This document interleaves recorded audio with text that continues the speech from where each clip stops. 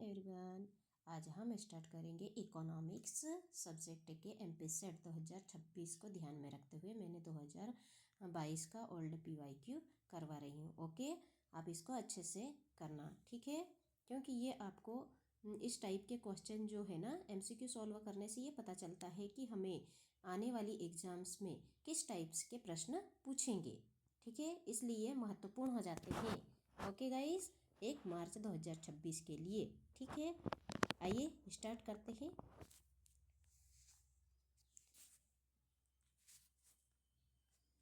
Question number 1, question number 51। Question number 51 से start होते हैं। टोटल 150 एमसीक्यूज होते है ना, तो इसमें से 100 एमसीक्यूज किसके रहते हैं, सब्जेक्ट्स के रहते हैं, और 50 एमसीक्यूज कंपलसरी सब्जेक्ट के रहते हैं। तो अपने खुद के सब्जेक्ट को मजबूत होना मतलब बनाना बहुत ज़रूरी होता है। अगर अपना सब्जेक्ट मजबूत होगा ना तो अपन आसानी से एमपी सेट क्लियर कर सकते हैं। ओके, ठीक है, आइए स्टार्ट करते हैं 51 नंबर क्वेश्चंस, ठीक है।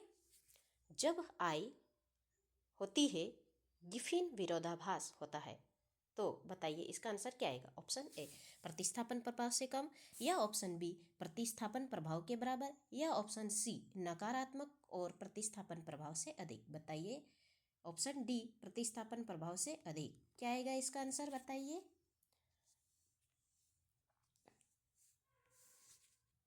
ठीक है, मैं बताती हूँ इसका आंसर क्या आएगा। जब आई नकारात्मक और प्रतिस्थापन प्रभाव से अधिक होती है तब गिफिन विरोधाभास होता है। ऑप्शन सी इसका आंसर आएगा। जब आई नकारात्मक और प्रतिस्थापन प्रभाव से अधिक होती है गिफिन विरोधाभास होता है, ठीक है। ओके, इसको डिटेल में एक्सप्लेनेशन करते हैं, व्याख्या करके बताती हूँ, ठीक है। गिफिन विरोधाभास तब उत्पन्न होता है, गिफिन विरोधाभास तब उत्पन्न होता है जब आई प्रभाव क्या होता है, नकारात्मक हो जाता है। इसे क्या कहते हैं, इस वस्तु को निम्न गुणवत्ता की वस्तु भी कहते हैं, ठीक है। आगे बढ़ते हैं। Question number 52। एक अधिकार फर्म का सीमांत आगम कीमत से कम होता है क्योंकि ऑप्शन ए मांग वक्र की ढाल ऋणात्मक होती है, ऑप्शन बी मांग वक्र की ढाल धनात्मक होती है, या ऑप्शन सी एकाधिकारी संतुलन में होता है, या ऑप्शन डी एकाधिकारी को हानि होती है। बताइए इसका आंसर क्या आएगा, इसका आंसर क्या आएगा, बताइए। इसका आंसर आएगा ऑप्शन ए मांग वक्र की ढाल ऋणात्मक होती है अगर एकाधिकारी फर्म का सीमांत आगम को क्या बोलते हैं, मार्जिनल रेवेन्यू, इंग्लिश में मार्जिनल रेवेन्यू कहते हैं, से कम है। तो मांग वक्र क्या होता है, ढाल कैसी होती है मांग वक्र की, ऋणात्मक होती है। ऑप्शन ए इसका आंसर आएगा। ओके, ठीक है, आगे बढ़ते हैं। Question number 53। एक फर्म का कुल आगम यानी टोटल रेवेन्यू आर से रिप्रेजेंट करता है, और कुल लागत कास्ट है ना, टोटल कास्ट सी से रिप्रेजेंट कर रहे हैं। फलन दिया है आर बराबर 30Q माइनस क्यू की घात 2, सी बराबर 20 प्लस 4 की घात 4Q है। ओके, जहाँ Q उत्पादन है, फर्म का संतुलन उत्पादन ज्ञात करना है, ठीक है, इसको सोल्व करना है, ठीक है ना। इस क्वेश्चन को मैं डिटेल में बाद में समझाऊंगी। इसका आंसर क्या आएगा, इसका आंसर आएगा ऑप्शन सी 13 आएगा, ठीक है। ओके गाइस, आगे बढ़ते हैं बच्चों, क्योंकि इसको सॉल्व करने में काफ़ी टाइम लगेगा, ठीक है ना। दूसरे वीडियो में सॉल्व करके बताऊंगी। ओके, आगे बढ़ते हैं। Question number 54। कल्याणकारी अर्थशास्त्र के प्रथम मौलिक प्रमेय की आवश्यकता है। कल्याणकारी अर्थशास्त्र के प्रथम मौलिक प्रमेय की आवश्यकता है। ऑप्शन ए उत्पादकों और उपभोक्ताओं की कीमत लेने वाला होना चाहिए, या ऑप्शन बी अर्थव्यवस्था उपयोगिता संभावना वक्र के नीचे किसी बिंदु पर संचालित होती है, या ऑप्शन सी प्रत्येक वस्तु के लिए एक अक्षम बाजार हो, या ऑप्शन डी उपयुक्त में से कोई नहीं। बताइए इसका आंसर क्या आएगा, बताओ इसका आंसर क्या आएगा। इसका आंसर आएगा ऑप्शन ए इसका आंसर क्या आएगा? ऑप्शन ए, उत्पादकों और उपभोक्ताओं को कीमत लेने वाला होना चाहिए। क्या होना चाहिए? कीमत लेने वाला होना चाहिए। कल्याणकारी अर्थशास्त्र के प्रथम मौलिक प्रमेय की आवश्यकता है। ठीक है, ओके, आगे बढ़ते हैं। क्वेश्चन नंबर 55, अल्पाधिकार बाजार के पाल स्वीजी मॉडल में विकुंचित मांग वक्र का विकुंचित बिंदु दर्शाता है। क्या दर्शाता है विकुंचित बिंदु? ये पूछ रहा है। ठीक है क्वेश्चन। ऑप्शन ए, मात्रा अनम्य या अनम्यता, या ऑप्शन बी, कीमत अनम्यता, या ऑप्शन सी, मात्रा और कीमत दोनों में अनम्यता, या ऑप्शन डी, अनम्यता। बताइए इसका आंसर क्या आएगा? इसका आंसर आएगा ऑप्शन, बताओ, ऑप्शन बी, प्राइस रिजिडिटी। यानी क्या होता है? मूल्य कठोर होता है ना, अनम्य मतलब नम्य नहीं होता है। ठीक है, अनम्य होता है। ठीक है, कीमत अनम्यता। ओके, आगे बढ़ते हैं। क्वेश्चन नंबर 56 क्या कहता है? उपयोग की गई कार बाजार में उच्च गुणवत्ता वाली कारों की कम गुणवत्ता वाली कारों के द्वारा चलन से बाहर करने की प्रवृत्ति एक उदाहरण है। ऑप्शन ए, हेजिंग का, या ऑप्शन बी, प्रतिकूल चयन का, या ऑप्शन सी, नैतिक जोखिम का, या ऑप्शन डी, रणनीतिक व्यवहार का। बताइए इसका आंसर क्या आएगा? इसका आंसर आएगा ऑप्शन बी, प्रतिकूल चयन। क्या आएगा? प्रतिकूल चयन का। ठीक है, आगे बढ़ते हैं। क्वेश्चन नंबर 57, केदी की द्विविधा एक खेल है जिसमें एक को छोड़कर निम्नलिखित सभी विशेषताएं हैं। केदी की द्विविधा एक खेल है जिसमें एक को छोड़कर निम्नलिखित सभी विशेषताएं हैं। ऑप्शन ए है, खिलाड़ी अपनी रणनीतियों पर पहुंचने में सहयोग करते हैं। ऑप्शन बी है, दोनों खिलाड़ियों की एक प्रमुख रणनीति है। ऑप्शन सी, दोनों खिलाड़ी बेहतर स्थिति में होंगे यदि दोनों में से किसी ने भी अपनी प्रमुख रणनीति नहीं चुनी। या फिर ऑप्शन डी, रणनीति का प्रत्येक दूसरे खिलाड़ी द्वारा चयन पर निर्भर करता है। बताइए इसका आंसर क्या आएगा? ठीक है, मैं बताती हूँ इसका आंसर क्या आएगा। खिलाड़ी अपनी रणनीतियों पर पहुंचने में सहयोग करते हैं। ठीक है, ऑप्शन ए इसका आंसर आएगा। ठीक है, आगे बढ़ते हैं। क्वेश्चन नंबर 58 क्या कहता है? सीमांत उत्पाद और सीमांत आगम उत्पाद के मूल्य के बीच अंतर उसी समय होता है जबकि सीमांत उत्पाद यानी मार्जिनल प्रोडक्ट और सीमांत आगत इंग्लिश में बोलते हैं मार्जिनल रेवेन्यू। ओके, ठीक है, इनके मूल्य यानी प्राइस प्रोडक्ट के अंतर के बारे में बताना है। ठीक है, जबकि ऑप्शन ए बता रहा क्या बोलता है, जानते हैं, औसत आगम सीमांत आगम के बराबर नहीं होता है। ऑप्शन बी, औसत लागत सीमांत लागत के बराबर नहीं होता है। ऑप्शन सी, कुल आगम कुल लागत के बराबर नहीं होता है। या ऑप्शन डी, औसत लागत औसत आगम के बराबर नहीं होता है। आइए बताइए इसका आंसर क्या आएगा? बताओ बच्चों। ऑप्शन ए, औसत आगम सीमांत आगम के बराबर नहीं होता है। अगर सीमांत उत्पादन और सीमांत आगम उत्पाद के मूल्य के बीच अंतर उसी समय होता है जबकि औसत आगम सीमांत आगम के बराबर नहीं होता है, तभी इसमें अंतर होता है। ठीक है, आगे बढ़ते हैं। ठीक है, क्वेश्चन नंबर 59, निम्नलिखित में से कौन सी बीमा बाजार की समस्या है? निम्नलिखित में से कौन सी बीमा बाजार की समस्या है? ऑप्शन ए, प्रतिकूल चयन, ऑप्शन बी, नैतिक जोखिम, ऑप्शन सी, असम्मित जानकारी, या ऑप्शन डी, उपयुक्त सभी। बताइए इसका आंसर क्या आएगा? इसका आंसर आएगा ऑप्शन डी, उपयुक्त सभी।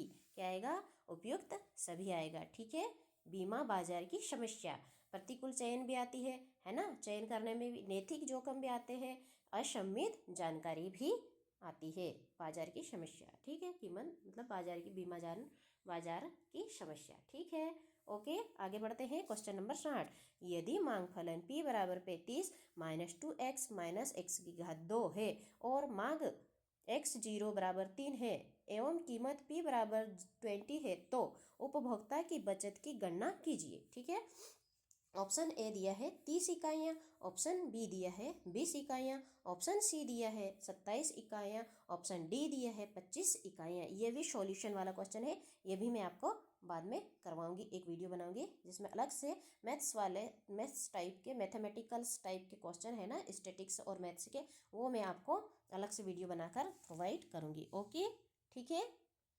27 इकाइयाँ आएंगी इसके आंसर में। ओके, आगे बढ़ते हैं। क्वेश्चन नंबर 61 क्या कहता है, निम्न में से कौन सा कथन सत्य है। भारतीय रिजर्व बैंक द्वारा नगद कोष अनुपात CRR कैश रिजर्व रेशो कम करने से ऑप्शन ए तरलता स्थिति पर प्रभाव नहीं डालता, या ऑप्शन बी यह जनसंख्या स्थिति पर प्रभाव डालता है, या ऑप्शन सी यह तरलता स्थिति में वृद्धि करता है, या ऑप्शन डी यह तरलता स्थिति में कमी करता है। बताइए इसका आंसर क्या आएगा। ऑप्शन सी, यह तरलता स्थिति में वृद्धि करता है। भारतीय रिजर्व बैंक द्वारा नकद कोष अनुपात कम करने से क्या होता है, यह तरलता की स्थिति में क्या कर देता है, वृद्धि कर देता है। ठीक है, इंक्रीज, वृद्धि मीन्स इंक्रीज है ना, it increase the liquidity position. Okay, आगे बढ़ते हैं। क्वेश्चन नंबर 62, ठीक है,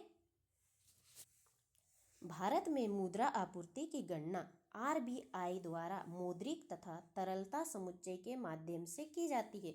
निम्नलिखित में से कौन से घटक M3 से सम्मिलित है। बताइए, ऑप्शन दिए हुए हैं। ठीक है, 4 ऑप्शन है, इनमें से बताना है। ठीक है, नंबर 1 है मांग जमाई, नंबर 2 है 1 वर्ष से अधिक की समयावधि, या फिर नंबर 3 है गैर बैंक वित्तीय माध्य की सार्वजनिक जमाएं, या 4 नंबर है बैंकों द्वारा निर्गमित जमा प्रमाण पत्र। कूट है option B, A, B, C और D में दिए हुए हैं, इनसे आंसर बताना है। ओके, ठीक है, मैं बताती हूँ आपको इसका आंसर क्या आएगा। ऑप्शन ए आएगा। ठीक है, इसका आंसर क्या आएगा, ऑप्शन ए। 1 और 3 आएगा, मांग जमाएं और गैर बैंक वित्तीय मध्यस्थ की सार्वजनिक जमाएं हैं।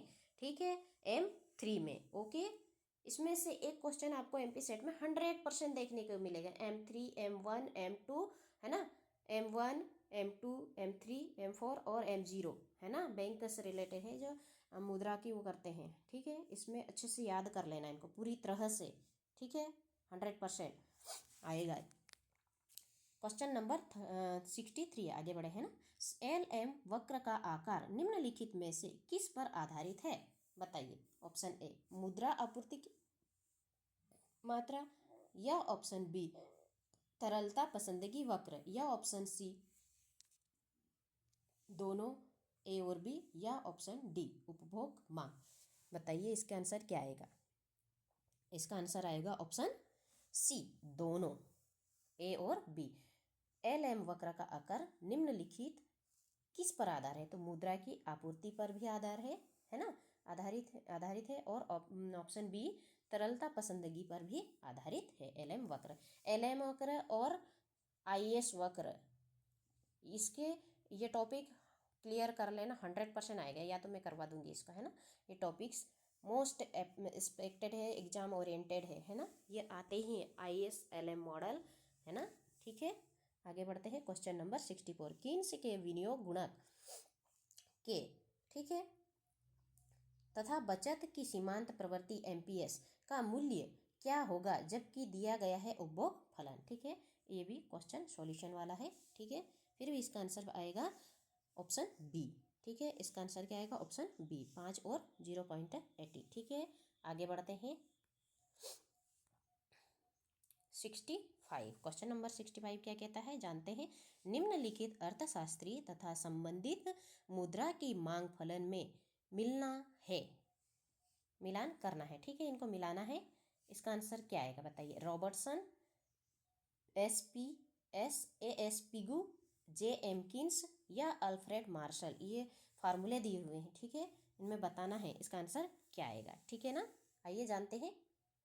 इसका आंसर आएगा ऑप्शन ए आएगा। ठीक है, इसका आंसर क्या आएगा, ऑप्शन ए आएगा, है ना। ए का है, एक का क्या आएगा, सेकेंड, ये है P बराबर M बटे KT, और सेकेंड का क्या है, थर्ड है, ठीक है। सेकेंड का क्या है, थर्ड है, P बराबर KR बटे M, किसका, पीगू का है। फिर JM किन्स का क्या है, JM किन्स का है P बराबर K plus K sigma K upon N, ठीक है। और ये I भी दिया हुआ है ना, सिग्मा K1 अपॉन N, ठीक है, इसका ये है, ठीक है। अल्फ्रेड मार्शल का है P बराबर M बटे K0 है, ओके, ठीक है गाइस। आगे बढ़ते हैं, क्वेश्चन नंबर 66। रोजगार के परंपरागत सिद्धांत में औसत उपभोग प्रवृत्ति होगी, ठीक है बच्चों। आइए जानते हैं, ऑप्शन ए क्या कहता है, एक से अधिक होगी, या ऑप्शन बी एक से कम होगी, या ऑप्शन सी इकाई होगी, या उपरोक्त में से कोई नहीं, ऑप्शन डी, ठीक है। बताइए इसमें से क्या आएगा इसका आंसर। ऑप्शन सी, एक के बराबर एक, है ना, ऑप्शन सी इकाई होगी, ठीक है। इकाई क्या होती है, एक के बराबर होती है ना, इकाई क्या होती है, एक के बराबर होती है ना, इकाई एक के बराबर होती है, ठीक है ना। आगे बढ़ते हैं, ओके बच्चों। Question number 67। वास्तविक जीडीपी तथा मौद्रिक जीडीपी के बराबर रहने की दशा में, वास्तविक जीडीपी तथा मौद्रिक जीडीपी की बराबर रहने की दशा में जीडीपी भाजक का क्या मूल्य होगा। ऑप्शन ए एक, ऑप्शन बी एक से कम परंतु शून्य से अधिक, या ऑप्शन सी शून्य, या ऑप्शन डी उपयुक्त में से कोई नहीं। बताइए इसका आंसर क्या आएगा। इसका आंसर आएगा ऑप्शन ए, 1, एक होगी, ठीक है। क्या आएगा, एक होगी, 1, ओनली 1 जीडीपी, है ना, वास्तविक यानी रियल जीडीपी, और मौद्रिक, है ना, वास्तविक मतलब रियल और नॉमिनल जीडीपी के बारे में बताना है ना, ठीक है। आगे बढ़ते हैं, क्वेश्चन नंबर 68 क्या कहता है। ड्यूजेनबरी के सापेक्ष आय सिद्धांत के अनुसार, ड्यूजेनबरी के सापेक्ष आय सिद्धांत के अनुसार आय में वृद्धि होने पर उपभोग फलन वक्र ऊपर परिवर्तित होता है, परिणाम स्वरूप उपभोग की औसत प्रवृत्ति बताना है। ऑप्शन ए में कमी होगी, या फिर औसत प्रवृत्ति में कमी होगी, या फिर औसत प्रवृत्ति में वृद्धि होगी, या फिर औसत में प्रवृत्ति में इकाई होगी, या डी स्थिर रहेगी। बताइए इसका आंसर क्या आएगा। इसका आंसर आएगा डी, स्थिर रहेगी। क्या होगी, औसत प्रवृत्ति स्थिर रहेगी। ड्यूजेनबरी का सापेक्ष आय का सिद्धांत, ये भी आपको एमपी सेट में देखने को मिल सकता है, ठीक है। 1 मार्च 2026, ठीक है ना, 1 मार्च, मन लगा के पढ़ो, जी जान से पढ़ो, ठीक है, क्योंकि असिस्टेंट प्रोफेसर की भी आ रही है एग्जाम, है ना, 2026 वाली, 2026 के असिस्टेंट प्रोफेसर की भी एग्जाम्स। अरे अगर आप एमपी सेट क्लियर कर लेते हो तो आप इसमें पात्रता प्राप्त कर लोगे, ठीक है बच्चों, जी जान से मेहनत करो। क्वेश्चन नंबर 69 क्या कहता है, आइए जानते हैं। मुद्रा की सट्टा मांग शून्य, मुद्रा की सट्टा मांग शून्य उस दशा में होगी जबकि बाजार की ब्याज दर होगी। ऑप्शन ए न्यूनतम तरलता जाल की दशा में, बाजार, ऑप्शन बी बाजार की ब्याज दर से कमी, ऑप्शन सी क्रांतिक दर से अधिक, ऑप्शन डी बाजार की ब्याज दर से अधिक परंतु क्रांतिक दर से कम। बताइए इसका आंसर क्या आएगा। इसका आंसर आएगा ऑप्शन सी, क्रांतिक दर से अधिक होगी। मुद्रा की सट्टा मांग शून्य उस दशा में होगी जबकि बाजार का भी की ब्याज दर से होगी, क्या होगी, क्रांतिक दर से अधिक होगी, ओके। आगे बढ़ते हैं,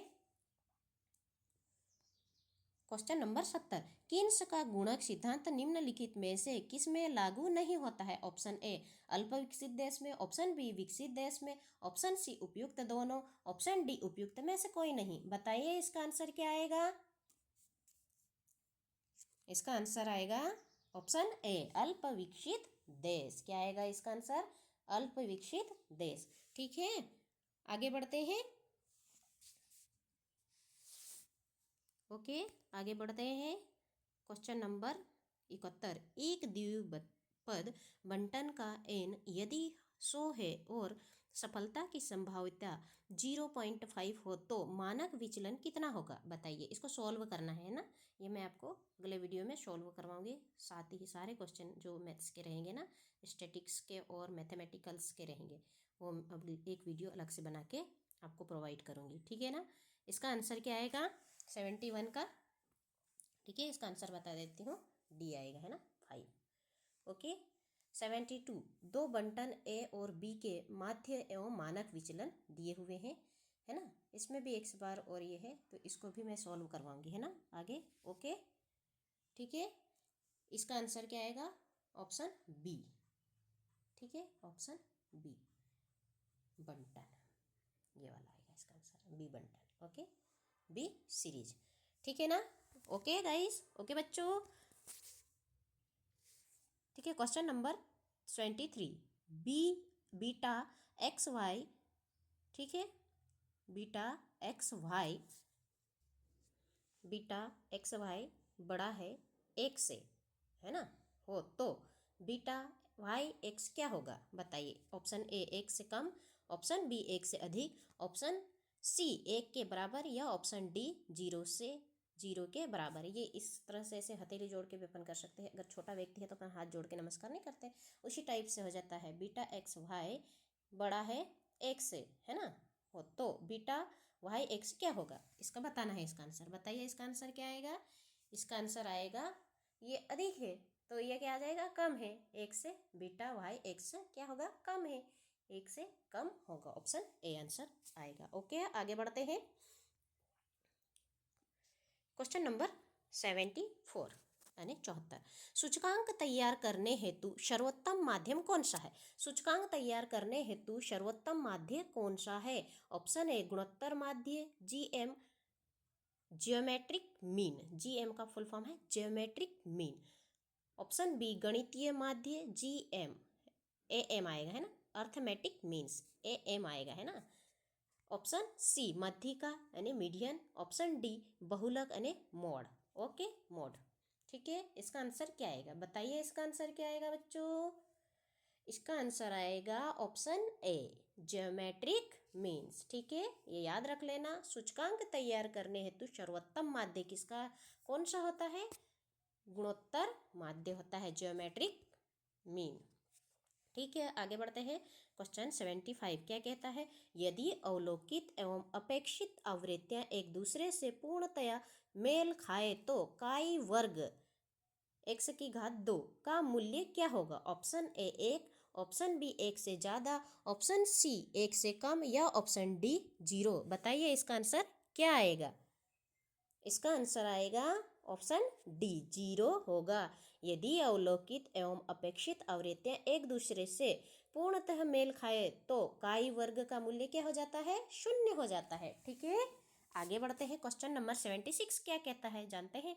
दो चरों के मध्य प्रतिगमन से प्राप्त अस्पष्टीकृत विचरण यदि 0.36 हो तो सहसंबंध गुणांक क्या होगा, बताइए। Option A 0.64, option B 0.004, option C 0.80, option D 0.16। क्या आएगा इसका आंसर, बताइए। इसका आंसर आएगा 0.80, ठीक है। ओके, ये भी सॉल्व करने वाला है, ठीक है ना। क्वेश्चन नंबर 77, यदि समग्र का आकार 20 हो और प्रतिस्थापन के साथ यादृच्छिक नमूनाकरण SRSWR का प्रयोग कर 4 आकार के नमूना यानी सैंपल तैयार किए जाए तो कितने नमूने यानी सैंपल तैयार हो जाते हैं। ऑप्शन ए, ठीक है, ऑप्शन ए कितने हैं बताओ। ऑप्शन ए क्या है, 2 लाख, ऑप्शन बी है 1,60,000, ऑप्शन सी है 40,000, ऑप्शन डी है 8,000। इसका आंसर क्या आएगा, इसका आंसर आएगा 1,60,000। ओके, आगे बढ़ते हैं।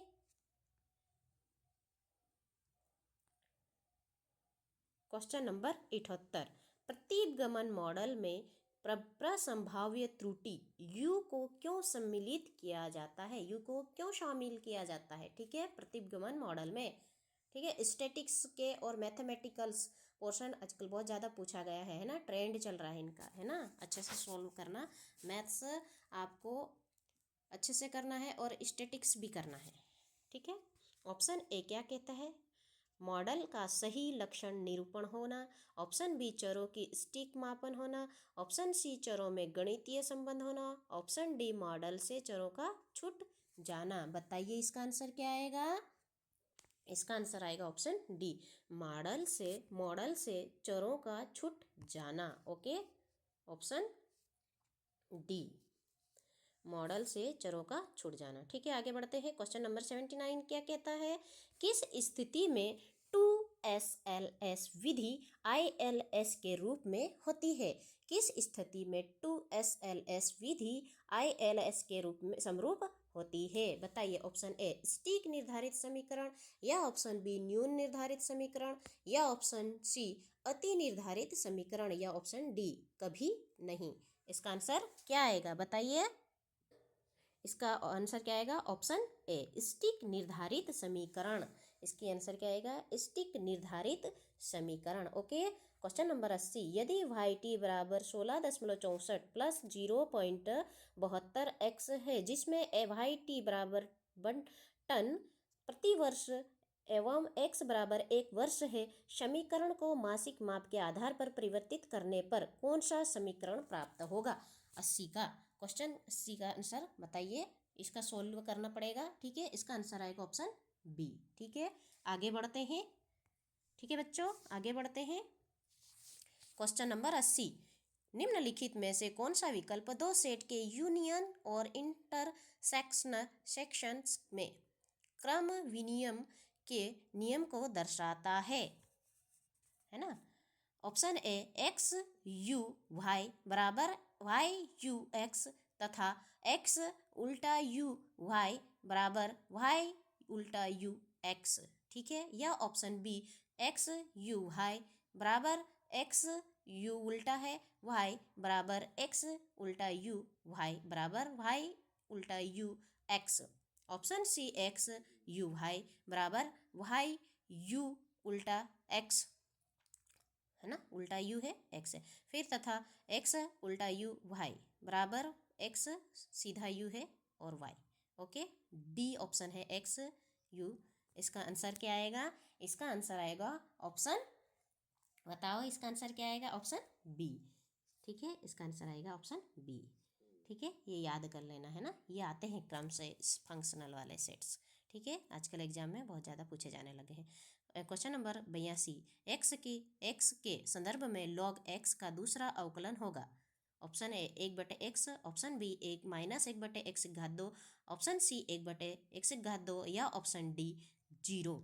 बताइए इसमें आंसर क्या आएगा। इसका आंसर आएगा ऑप्शन बी -1/x²। ओके, ठीक है, मैथ्स वाला पोर्शन में सारा एक ही वीडियो में करवाऊंगी अलग से। ओके, ठीक है, आगे बढ़ते हैं। क्वेश्चन नंबर 83, रैखिक प्रोग्रामिंग के रेखाचित्रीय विधि के हल में यदि समलागत रेखा आधारभूत संभाव्य क्षेत्र के किनारे की रेखा में समाहित हो जाती है तो वह हल होगा। ऑप्शन ए अद्वितीय अनुकूलतम हल, या ऑप्शन बी मुक्त अनुकूलतम हल, ऑप्शन सी कोई संभाव्य हल नहीं, ऑप्शन डी अनंत अनुकूलतम हल। बताइए इसका आंसर क्या आएगा।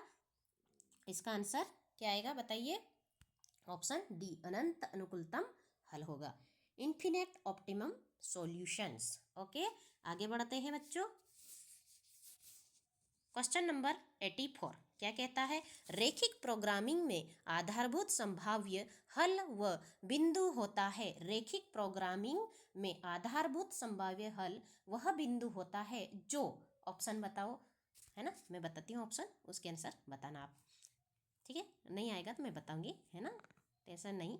ऑप्शन ए सभी संरचनात्मक प्रतिबंधों को एक साथ पूरा करें, या ऑप्शन बी सभी संरचनात्मक प्रतिबंधों को एक साथ पूरा न करें, ऑप्शन सी संभाव्य क्षेत्र का कोणीय बिंदु हो, ऑप्शन डी संभाव्य क्षेत्र का कोणीय बिंदु न हो। बताइए इसका आंसर क्या आएगा। इसका आंसर आएगा ऑप्शन सी संभाव्य क्षेत्र का कोणीय बिंदु हो। क्या हो, संभाव्य क्षेत्र का कोणीय बिंदु हो। ओके गाइस, ठीक है ना, आगे बढ़ते हैं।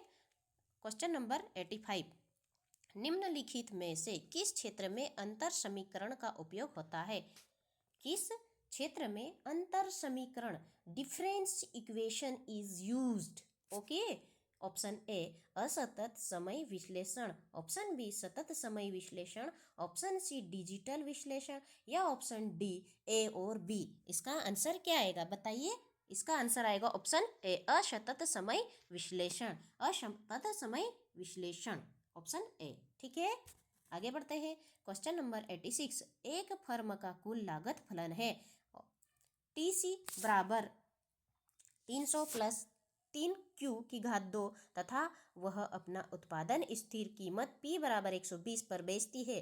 फर्म का लाभ अधिकतमीकरण के लिए उत्पादन क्या होगा? ए 50/30 या बी 20 या सी 25/4 या डी 15। बताइए इसका आंसर क्या आएगा? इसका आंसर आएगा ऑप्शन बी 20 आएगा। ठीक है, ये भी सॉल्यूशन वाला है ना। आगे बढ़ते हैं।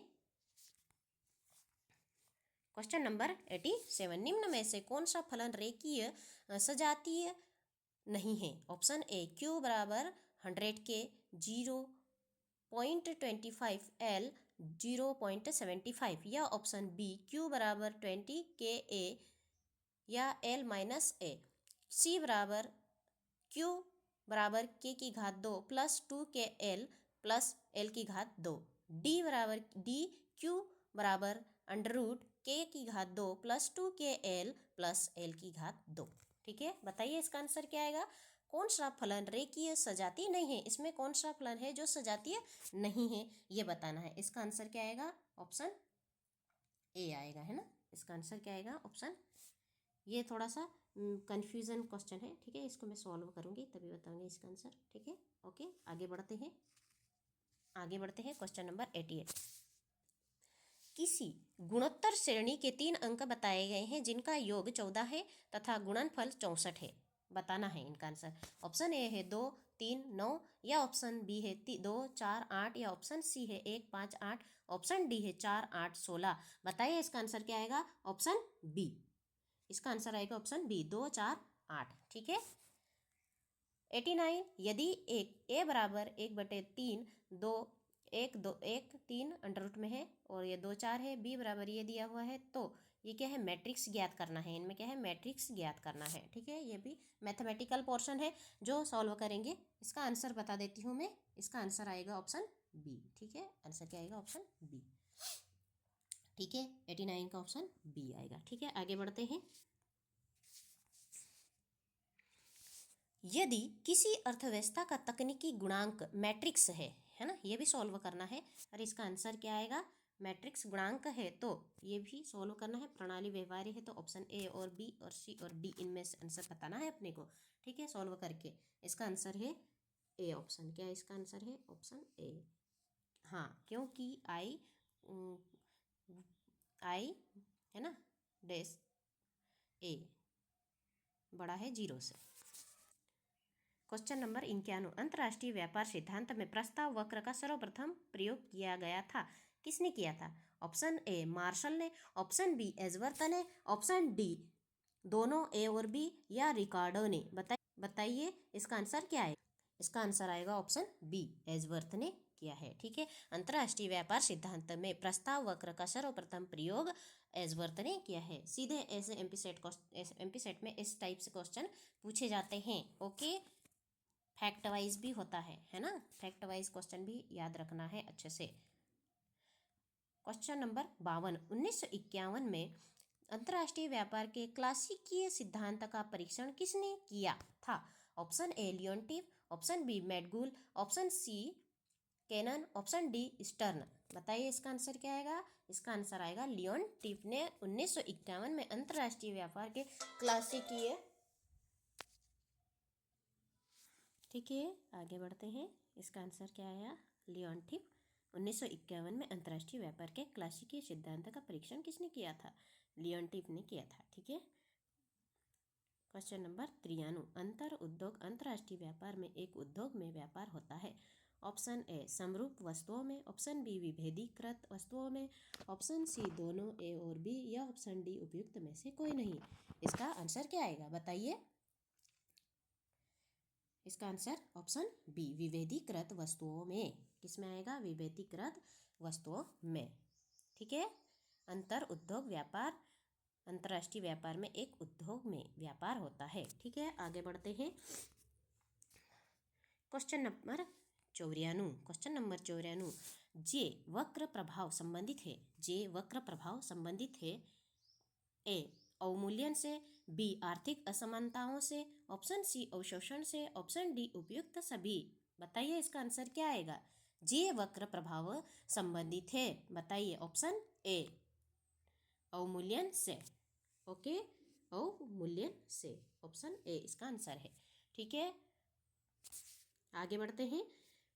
क्वेश्चन नंबर 95 यूरोपीय आर्थिक समुदाय EEC के 6 मूल सदस्य देशों के द्वारा प्रारंभ की गई विनिमय दर प्रणाली जानी जाती है। ऑप्शन ए रेंगती कीमत प्रणाली, ऑप्शन बी स्वच्छ तिरण प्रणाली, ऑप्शन सी गंदी तिरण प्रणाली, या ऑप्शन डी सुरंग में सांप प्रणाली। बताइए इसका आंसर क्या आएगा? इसका आंसर आएगा ऑप्शन ए रेंगती कीमत प्रणाली। क्या आएगा? सॉरी, इसका आंसर उसका ऊपर वाले का है ना। ठीक है, 95 का आएगा आंसर सुरंग में सांप प्रणाली, snake in the tunnel system. Option D इसका आंसर आएगा। ओके, ठीक है। यूरोपीय EEC यूरोपीय आर्थिक समुदाय का आंसर क्या आएगा? सुरंग में सांप प्रणाली। Option number D. Question number 96 क्या कहता है? यदि MPS बराबर 0.3 है एवं MPM बराबर 0.2 है तो विदेशी व्यापार गुणांक KF का मूल्य होगा। Option A 1, option B 3, option C 2, या ऑप्शन डी 4। बताइए इसका आंसर क्या आएगा? 96 का आंसर ऑप्शन सी आएगा। ठीक है, आंसर 2 होगा। ठीक है ना। 97 नंबर व्यापार की आय शर्त का सूत्र बताइए। व्यापार की आय शर्त का सूत्र क्या है? बताइए। Option A PX into QX upon PM, या ऑप्शन बी PX बटे PM, या option C PX into PFX upon PM, या option D PX upon PM into FX बटे FM। बताइए इसका आंसर क्या आएगा? इसका आंसर आएगा option A PX into QX upon PM। इसका आंसर आएगा।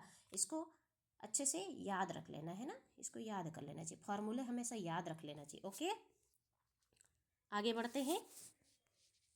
क्वेश्चन नंबर 98 दक्षिण एशियाई क्षेत्र सहयोग संगठन सार्क का 8वां सदस्य है। Option A Bhutan, option B Pakistan, option C Sri Lanka, option D Afghanistan. बताइए इसका आंसर क्या आएगा? इसका आंसर आएगा दक्षिणी एशियाई क्षेत्रीय सहयोग संगठन सार्क का 8वां सदस्य क्या है? Option D. ऑप्शन डी इसका आंसर आएगा अफगानिस्तान। ठीक है, इसका 8वां सदस्य क्या है? अफगानिस्तान है। दक्षिणी एशियाई क्षेत्र है ना। संयुक्त राष्ट्र संघ से भी एक न एक प्रश्न आपको देखने को मिलेगा, है ना। संयुक्त राष्ट्र संघ से, है ना। संयुक्त, इससे कर ही लेना। ठीक है, आगे बढ़ते हैं। क्वेश्चन नंबर 99 क्रय शक्ति क्षमता सिद्धांत का प्रतिपादन किया। क्रय शक्ति क्षमता सिद्धांत का प्रतिपादन किया है। Option A D Ricardo, option B Marshall, option B Marshall, option C G Cassel, option D J Viner. Option C J Cassel आएगा। इसका आंसर क्या आएगा? J Cassel. क्रय शक्ति क्षमता सिद्धांत का प्रतिपादन जे कैसल ने दिया है। गुस्ताव कैसल बोलते हैं जे कैसल को, क्या बोलते हैं? गुस्ताव, है ना। गुस्ताव कैसल इसका नाम जे का। और ये 1920 में दिया है क्रय शक्ति क्षमता। ठीक है, कब दिया है? 1920 में दिया है। ओके, आगे बढ़ते हैं। क्वेश्चन नंबर 100 निम्नलिखित में से कौन सी राशि पातन का प्रकार है? बताइए। ऑप्शन ए आकस्मिक, ऑप्शन बी स्थायी, ऑप्शन सी लुटेरा, या ऑप्शन डी ये सभी। मान है ये दिए गए हैं, इनमें से बताइए आंसर क्या आएगा? ऑप्शन डी ये सभी आएगा। क्या आएगा? ऑप्शन डी ये सभी आएगा। राशि पातन के प्रकार आकस्मिक है, स्थायी है और लुटेरा है। ओके, ठीक है गाइस, ठीक है ना। ओके, आज इतना ही करते हैं, आगे और करेंगे। 101 क्वेश्चन से 50 क्वेश्चन बाद में करेंगे। ठीक है, okay, thank you for watching my video. अगर अच्छा लगा हो तो इसे लाइक करिए, सब्सक्राइब करिए, है ना। अगर अच्छा लगा हो वीडियो तो इसको लाइक करिए, है ना, और सब्सक्राइब भी करिए, है ना। उससे क्या है, मुझे मोटिवेट मिलता है और आपके लिए मैं और अच्छा कंटेंट प्रोवाइड करूँगी जो आपको 100% सफलता की ओर ले जाएंगे। ठीक है, ये गारंटी है मेरी कि आपको इकोनॉमिक्स में 100 में से 80+ मार्क्स आ सकते हैं अगर आप मेरी स्ट्रेटेजी से पढ़ोगे तो। और टॉपिक PYQ ओल्ड अच्छे से लगाना, और मैं करवाऊंगी आपको, उनमें से अच्छे से करके जाना ही है आपको। 1 मार्च 2026 के लिए ही ये बन रहे हैं, तो आप अच्छे से करना, क्योंकि ये आपको आपकी एग्ज़ाम में 100% सफलता दिलाएंगे। ये 80+ मार्क्स दिलाएंगे आपको। मैं PYQ भी करवाऊंगी प्लस टॉपिक भी करवाऊंगी जो इम्पोर्टेंट है ना। इम्पोर्टेंट टॉपिक भी क्लियर करवाऊंगी, टॉपिक्स भी करेंगे अपन जो IMP है ना। ओके, क्योंकि ये अपना सब्जेक्ट है और सब्जेक्ट बेस्ट होना चाहिए। अगर सब्जेक्ट मजबूत है ना, अपने क्वालिफाई होने से कोई भी नहीं रोक सकता है। 100% क्वालिफाई होगा अपना। ओके, ठीक है, thank you for watching my video. इसे लाइक करें, सब्सक्राइब करें, धन्यवाद।